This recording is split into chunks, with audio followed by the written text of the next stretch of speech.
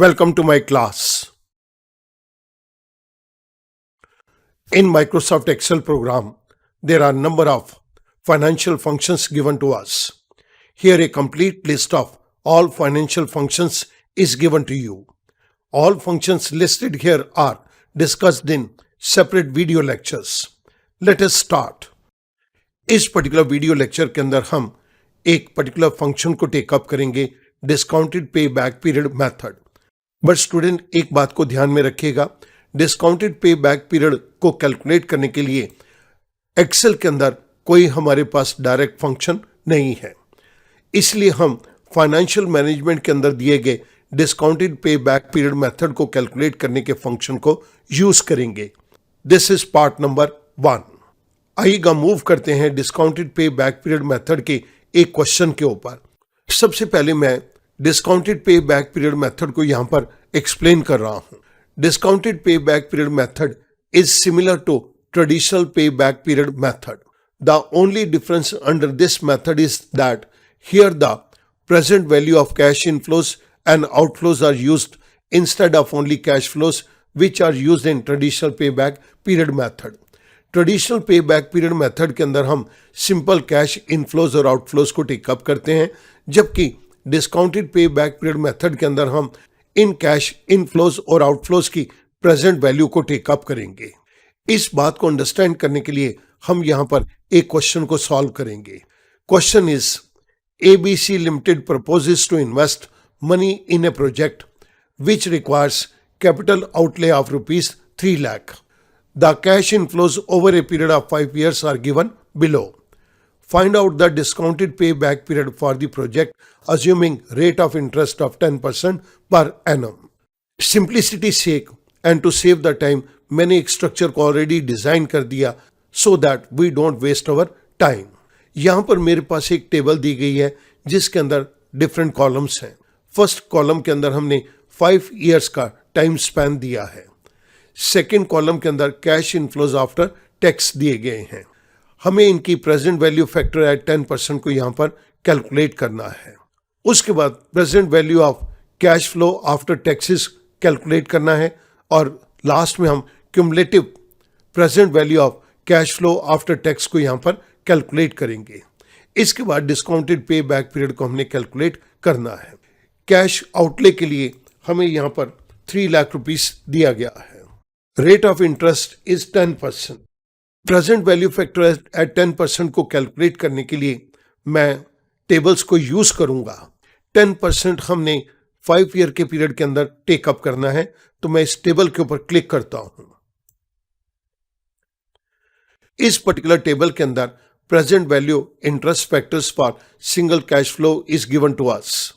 10% के ऊपर first 5 year का हमारे पास प्रेजेंट वैल्यू इंटरेस्ट फैक्टर दिया गया है। मैं ये प्रेजेंट वैल्यू इंटरेस्ट फैक्टर को यहां पर अपने एक्सेल की शीट के अंदर इस जगह पर टाइप करूंगा। You can see that the first value is 0.9091। सो इस जगह के ऊपर मैंने ये वैल्यू को दे दिया 0.9091। Similarly, second value is 0.8264. 0.8264। इसी तरह से मैं बाकी की तीनों वैल्यूज को भी यहां पर टेकअप कर रहा हूं। मैं इन तीनों वैल्यूज को प्रेजेंट वैल्यू फैक्टर एट 10% के अंदर दे रहा हूं। 0.7513, 0.6830, 0.6208।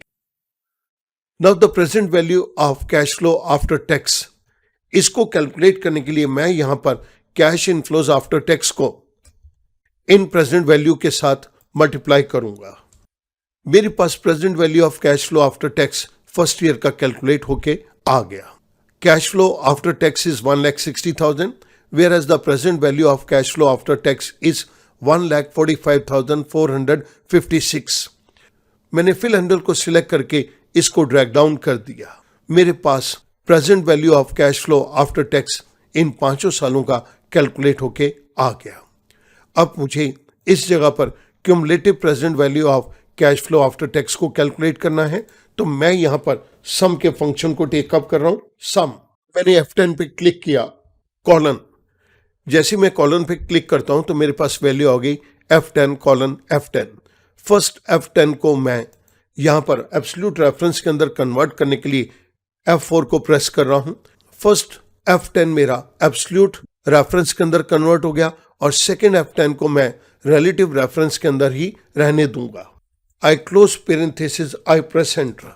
फर्स्ट ईयर तो हमारे पास वैल्यू सेम आएगी और मैंने फिल हैंडल को लेके इसको ड्रैग कर दिया। मेरे पास 5 सालों का cumulative present value of cash flow after tax calculate हो गया। अब मुझे डिस्काउंटेड पे बैक पीरियड को कैलकुलेट करना है। डिस्काउंटेड पे बैक पीरियड को कैलकुलेट करने के लिए हमारे पास एक फार्मूला है, discounted payback period equals to P plus parenthesis start B divided by C। अब ये क्वेश्चन आता है, ये PBC क्या चीज है? P refers to number of years immediately preceding the year of final recovery.